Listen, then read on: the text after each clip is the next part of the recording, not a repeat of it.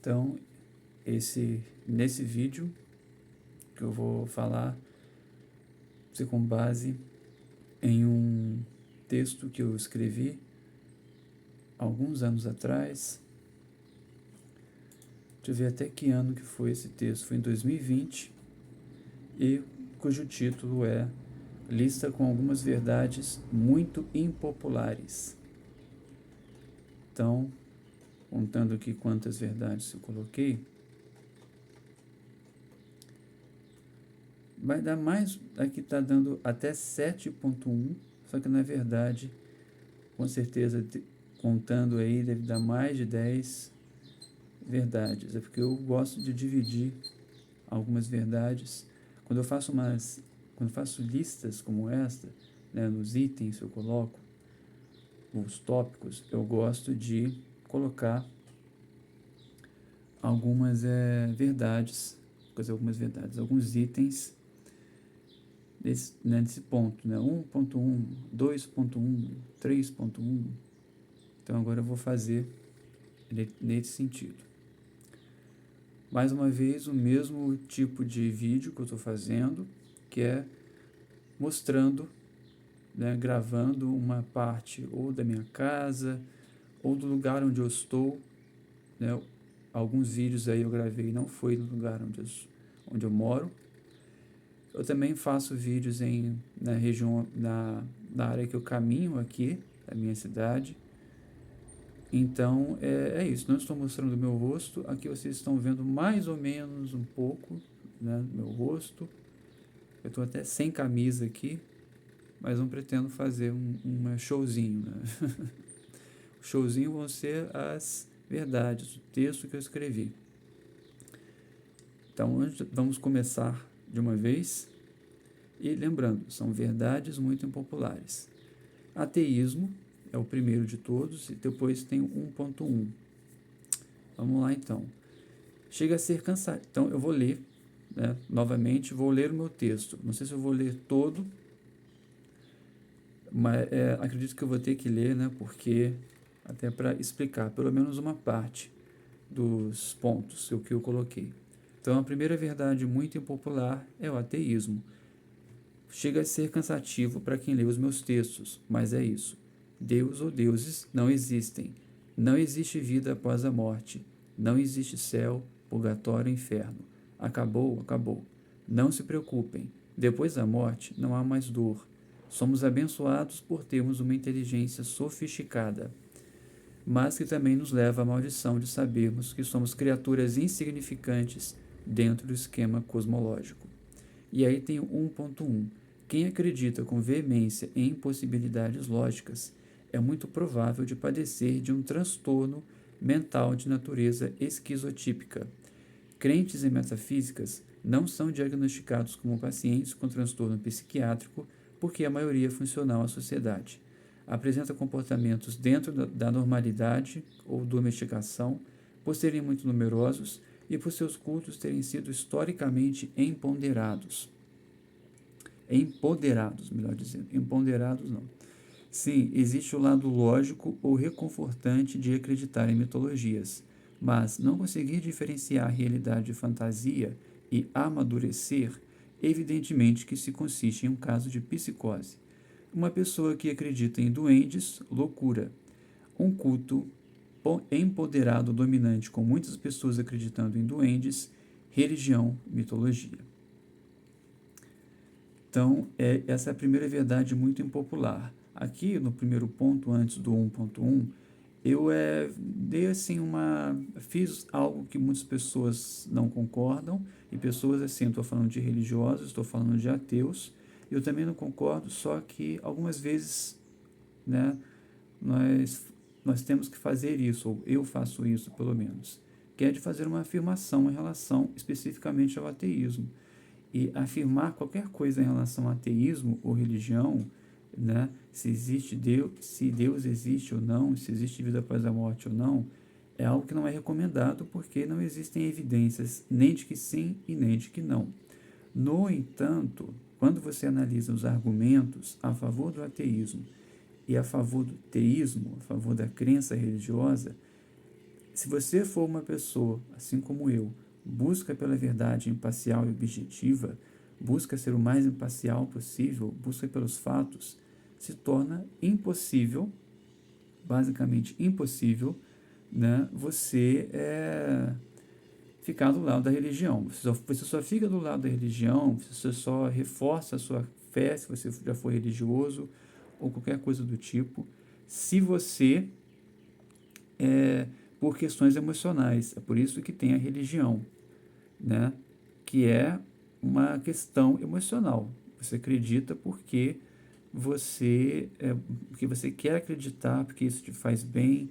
Você não acredita porque você acha isso lógico. Você pode até racionalizar de considerar como lógico ou potencialmente factual, verdadeiro. Mas se você analisar apenas pela lógica, inevitavelmente você acaba, né, concordando que o ateísmo faz mais sentido. Né? Então, apenas um exemplo, né? E o exemplo está na própria, né, ausência de evidência. Né? O ateísmo ele se baseia nisso, não tem nenhuma evidência.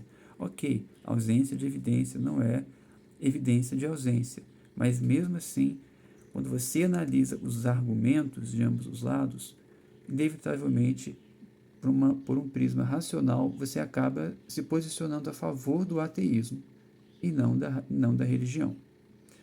E aí tem outra agulhada que eu dei, que é a única razão para que pessoas têm, ainda mais as que são fundamentalistas religiosas, mas mesmo qualquer pessoa que acredita em Deus, você não acabar chegando à conclusão de que isso se trata de um sintoma psiquiátrico, sabe? É um delírio, é uma falsa crença.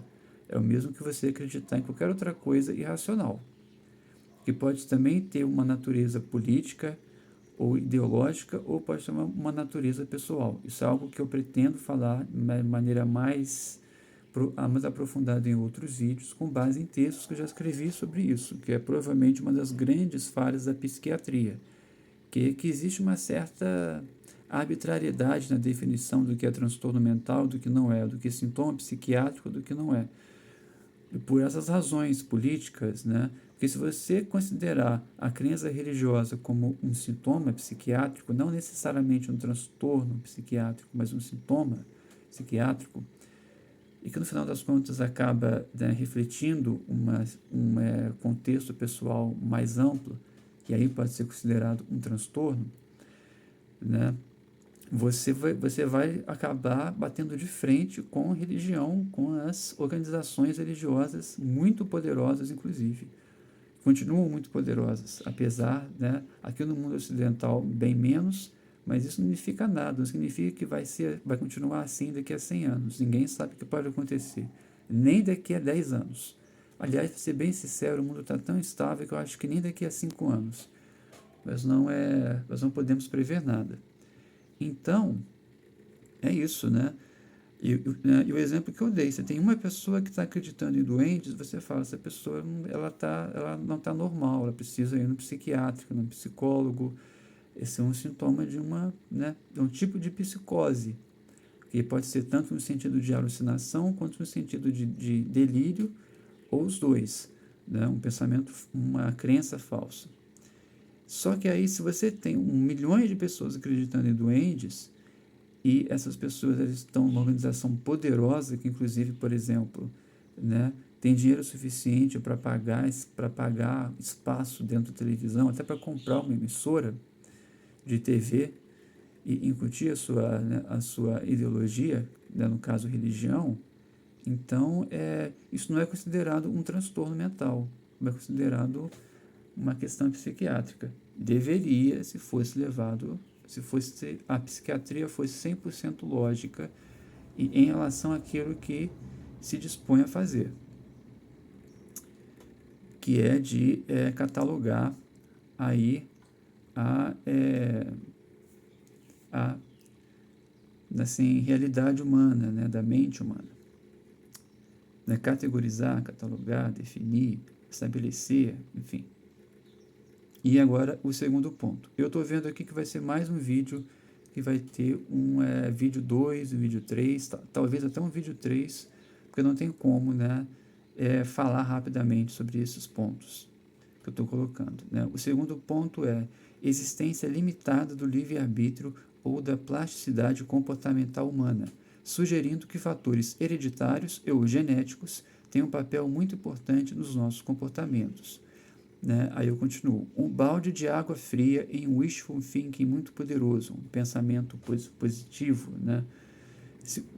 Ainda mais hoje em dia. Né? Se o ser humano tem livre-arbítrio, é muito mais limitado do que pensa. Aqui no caso, gente, eu vou falar sobre livre-arbítrio, devo falar, talvez fale sobre livre-arbítrio em outros vídeos. Eu já escrevi texto sobre isso, vamos ver. Continuando. O cérebro não é idêntico aos outros órgãos e sistemas do corpo em nível de involuntarismo, mas tampouco é como uma esponja que tudo absorve. Somos os seres vivos com os comportamentos mais plásticos, mas não significa que essa plasticidade não tenha limitações. Uma verdade inconveniente ou muito impopular, porque vai contra essa ideia da modernidade, de que a humanidade é ultra-adaptável, menos. E existem variantes dessa verdade que eu preferi exemplificar aqui embaixo. Então tem 2.1, 2.2. Depois eu leio aqui, mas é isso, né? E que você vê, muitas pessoas falam, né? Siga os seus sonhos, todo mundo é capaz de fazer tudo. Se você estudar, se você se esforçar, se você treinar, você é capaz de tudo. Muitas pessoas pensam assim. É muito engraçado que as pessoas, elas até que concordam depois, quando você fala, não, todo mundo tem suas limitações, elas concordam. Só que a irracionalidade, ela é assim, ela é sempre esquisita. A gente nunca consegue entender a racionalidade sob um prisma racional, de um máximo de coerência em relação, né, de uma coerência lógica, né, mas em relação à própria racionalidade, né, de você fazer uma afirmação e você é uma afirmação verdadeira, uma afirmação baseada em fatos, sobre um fato, sobre uma verdade, e você continuar com essa afirmação. Né? Eu tive recentemente o caso, né, conversando com uma pessoa que acredita nisso, né, na plasticidade humana, sempre faz essas afirmações de que é tudo, né, é tudo possível, você só tem que se esforçar, tudo é uma questão de esforço. Não é. Mas essa pessoa, ela fala isso, né, ela acredita nisso, e aí, num diálogo, um debate que eu tive com ela, eu comentei, né, eu falei, mas não, todas as pessoas têm as suas limitações, e até usei o exemplo, né, de um esporte, como tênis, por exemplo. Todo mundo pode treinar tênis, e todo mundo pode ficar bom nisso, ou razoável, ou melhor do que estava antes. Mas um Rafael Nadal da vida, um Roger Federer, uma pessoa que tem um talento assim gigante, esse tipo de gente, essas pessoas são muito mais raras e assim não é todo mundo que vai se tornar. Não é uma questão de esforço, tem que ter um talento mesmo, perceber um talento. Não é uma questão de nascer com talento, eu acho meio equivocado falar isso, principalmente em relação a questões mais específicas e que tem uma forte, né, influência da cultura humana. Aliás, é derivado da cultura humana, um produto da nossa cultura como um esporte qualquer, como o tênis. Então, assim, dá para falar, a pessoa nasceu para ser tenista, né? Porque o tênis foi inventado pelos seres humanos e essa pessoa poderia ter nascido em qualquer outro contexto, né? O Roger Federer poderia ter nascido em qualquer outro contexto e que ele não teve acesso ao tênis, então ele não nasceu para jogar tênis, mas ele nasceu e descobriu um potencial, ele nasceu da maneira como ele veio ao mundo, se desenvolveu também, e ele percebeu que tinha um talento assim muito grande para o esporte, resultando, né, em uma carreira muito vitoriosa, como esse e também o Rafael Nadal tiveram, esses dois tenistas né, que eu citei como exemplo. Então, né, aí nós temos, né, então não dá para dizer, né, que todo mundo tem as mesmas capacidades. Nós somos todos plásticos, também acontece muito isso, né? Você tem essa personalidade, não, você pode mudar essa personalidade. Cansado de ver artigo falando sobre isso, falando isso. E eu vejo, eu mesmo, né, na minha própria pessoa, que eu não consigo mudar minha personalidade. Eu consigo, talvez, sim, melhorar umas coisinhas aqui e acolá. Até escrevi um texto em que eu usei uma metáfora de elásticos, né? Que você consegue, né, se você olhar metaforicamente, a personalidade, até mesmo a capacidade cognitiva, outras capacidades, como as atléticas, não deixa de ter um quê de cognitivo também, que eu citei agora como exemplo, que você pode desenvolver, só que tem a questão do elástico, né? A sua elasticidade, né, ela mostra, você pode estender o elástico até um certo ponto que ele vai estourar. Né, quer estourar não, vai arrebentar, estourar não. Arrebenta e acabou, você não consegue ir mais além disso. E o mesmo acontece em relação às nossas capacidades. Todas as nossas capacidades e as sendo cognitivas, incluindo também a nossa personalidade. E também varia muito, assim, depende muito de contexto. E, claro, esse wishful thinking está relacionado muito com livre-arbítrio. A ideia de que temos livre-arbítrio é um termo bem complexo, bem complicado. Eu acho até, assim, nem uma questão de ser complexo ou complicado, mas de ser equivocado. Não gosto da ideia de livre-arbítrio, livre julgamento, livre capacidade de julgar. A palavra liberdade é uma palavra bem... Essa sim é uma palavra complicada e complexa, porque ela pode facilmente descambar para uma inverdade, para uma afirmação que não é verdadeira. Então, estão 16 minutos de vídeo. Acho que eu vou terminar aqui esse ponto 2, 2.1, e depois eu vou para os outros aqui. Só que eu acho que eu vou terminar os dois pontos, né? 2.1, 2.2, que é o mesmo assunto, e depois eu vou para os outros. Eu acho que vai um pouco mais rápido. Então, 2.1 é uma das variantes dessa verdade, né? Diferenças intrínsecas, genéticas ou biológicas, médias entre grupos de indivíduos humanos, causadas por processos seletivos, a aplicação da seleção natural nos contextos histórico-culturais de nossa espécie. Essa é uma verdade muito impopular entre os progressistas. Logo, tendem a chamá-la ou confundi-la com racismo científico, darwinismo social, pseudociência racista do século XIX, supremacia branca, etc. Mas é verdade, e bem chata, porque pode abrir brecha para justificar exploração, preconceitos e desigualdade social. No entanto, a distorção previsível e maliciosa das direitas não significa que seja verdadeira. Se é verdade que, em média, as elites são mais inteligentes ou mais espertas que as classes trabalhadoras, isso não invalida a exploração de uma classe sobre a outra. No mais, saber a verdade, se mais ou menos espinhosa com seus sentimentos, é sempre melhor na hora de buscar por soluções realmente eficazes para os problemas que impedem a consolidação da justiça social, e não apenas tratar seus sintomas, acreditando que a doença desaparecerá através da aplicação de medidas paliativas ou superficiais. Então, nós temos uma variação aqui, mas nem uma variação, seria uma especificação. Eita caramba! Sim, o livre-arbítrio não existe, se existe é muito limitado. Nossa plasticidade comportamental, um sinônimo de livre-arbítrio praticamente, ambos, né? Também é limitado, existe. Nós podemos, né, mudar alguma coisa aqui, outra ali, se nos esforçarmos, mas é muito limitado, muito mais do que as pessoas pensam. Muitas pessoas pensam. E aí aqui uma especificação, né?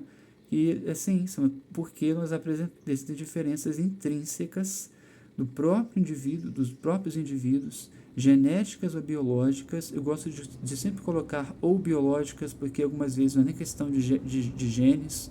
Nossos organismos são bem diversos, né?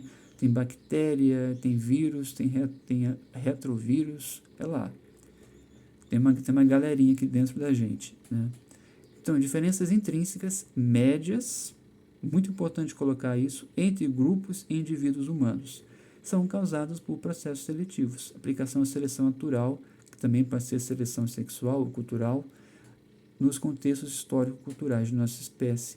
Então, é isso. Então, né, você não é inteligente, você não é mais inteligente nisso, em X ou Y, em relação a uma parte da população, ou a determinada população, porque você teve uma educação de qualidade, porque você nasceu em classe média alta ou classe média, porque você também pode ser pobre, você pode ser classe trabalhadora, você pode ser classe média baixa, ferrado, igual eu sou. Você pode vir de muitos outros contextos diferentes que tornam essa narrativa, né, em que a influência do meio aparenta ser muito mais influente né, muito maior do que da genética ou da biologia, né, assim, problematiza essa narrativa, né? Porque é muito fácil você falar, não, fulano tem uma média de QI muito alta, é muito inteligente, é muito isso, muito aquilo, porque ele nasceu numa família rica. Mas tem o outro, tem o ciclano, que também é a mesma coisa, só que ele nasceu numa família pobre. Como é que você explica esse, então? Né? E aí eu estou indo justamente para o 2.2. A influência da educação na inteligência do estudante é muito menor do que se pensa ou se deseja, especialmente pelo professor. Uma das razões para a ineficácia predominante da psiquiatria é a parca compreensão de que nenhuma mudança acontece sem que venha do próprio indivíduo, e isso significa que só pode ser possível se estiver em sua alçada. Exatamente o mesmo para a educação. O estudante não é um ser passivo, uma folha em branco ou uma massinha de modelar com limite indefinível de capacidades. Se, por exemplo, ele não nasceu com facilidade ou potencial para, de fato, aprender matemática complexa, não apenas para tirar boas notas, então não existe nada que se possa fazer nesse sentido, tentar aumentar, forçar suas capacidades além dos seus limites naturais. Ainda é possível pensar em estratégias objetivas que visam melhorar a qualidade do seu aprendizado, daquilo que consegue alcançar, por exemplo, fazendo com que se concentre no estudo de matemática financeira, mais diretamente útil no seu dia a dia. Isso se ele for capaz ou tiver motivação suficiente para buscar por essa melhoria, aprender bem aquilo em que é capaz de aprender. Então aqui uma outra especificação. Então na primeira o ponto. Não somos ilimitados em termos de capacidades. O 2.1, porque nós apresentamos diferenças intrínsecas, diferenças de nascimento hereditárias, de nascimento que se expressa também no desenvolvimento do nosso próprio organismo e que também está relacionado com o nosso cérebro, nossas mentes, porque tem algumas pessoas que até pensam que não, nós temos o cérebro, mas a mente é que nos torna supostamente ilimitados. E não é verdade, a mente é uma expressão do cérebro, né? Na minha opinião. Eu considero a mente como uma entidade, uma manifestação metafísica, é uma derivação da própria física e química do nosso organismo. Ela é maravilhosa, é fantástica, tem algumas coisas misteriosas que ainda não, né, alguns mistérios que ainda não foram resolvidos sobre a nossa mente, sobre a mente humana, tem. Só que não significa, né, que pronto, vamos pular disso, né, para a ideia de que a mente ela é uma expressão metafísica e que, portanto, nós somos ilimitados, como tem algumas pessoas que acreditam. Não é isso não. Não acredito nem um pouco nisso. Isso cheira até uma espécie de religião, aliás, né, falando de metafísica, né? E aqui o mesmo a questão da educação. Eu até dei um nome para isso, educacionismo, escrevi em alguns textos meus, né, de que essa crença de que a influência da educação na inteligência do estudante, do ser humano de maneira geral, é muito grande, né, que igual aquele papo de que o professor, passamos inclusive pelo dia do professor, que foi ontem. Né, nesse vídeo que eu estou gravando hoje, foi ontem, dia 16/10, acho que foi ontem, né? Ou anteontem. Nem sei que dia que foi o dia do professor, para ser sincero, mas foi nessa semana aqui, de outubro. Estamos em 17 de outubro. E que é o seguinte, né, de que o professor é a profissão que faz as outras profissões. Que lindo, né? Muito bonito, muito lindo, pouco arrogante, né? Pouquinho não, muito arrogante. Na verdade, não é bem isso, né? Professor, a influência que o professor exerce sobre sobre o seu aluno, sobre os estudantes, é muito menor do que ele gostaria ou desejaria. E do que muitas pessoas pensam, pais, né, pessoas de maneira geral, muitas pessoas acreditam nisso. Acham que a educação ela tem um poder assim mágico, né? Ela é maravilhosa. Não é bem assim não. Eu até gosto de dizer que no básico, em relação às questões mais básicas, aprender a ler, escrever, fazer contas, a educação tem um papel muito grande. Só que quanto mais complexo se torna a disciplina, ou a matéria, o conteúdo, menor é a influência da educação. Estou tendo um insight agora que nem sei se é um insight, mas é um pensamento que eu tive agora, que é justamente isso, né? Porque isso vai ficando cada vez mais pessoal, é a própria pessoa que vai gostar ou não disso, né? E vai ter capacidade para continuar, né, estudando sobre isso, né? Aprendendo sobre isso, sobre aquilo, sobre o tópico que ela quiser. Então, esse é um exemplo, mais é uma, né, desenvolvimento, né, quer dizer, uma especificação, né, ainda maior sobre essa verdade, que é uma verdade muito impopular. Não somos, não somos ilimitados, somos bastante limitados até, eu diria. Então eu estou saindo de uma crença de que o ser humano é ilimitado para uma verdade dura, de que nós somos bastante limitados. Somos, em comparação, mais plásticos em termos de comportamento, de inteligência. Inteligência e comportamento praticamente é a mesma coisa, sinônimos aqui. Em relação aos outros seres vivos, somos, sem sombra de dúvidas. Isso significa que nós somos ilimitados? Não.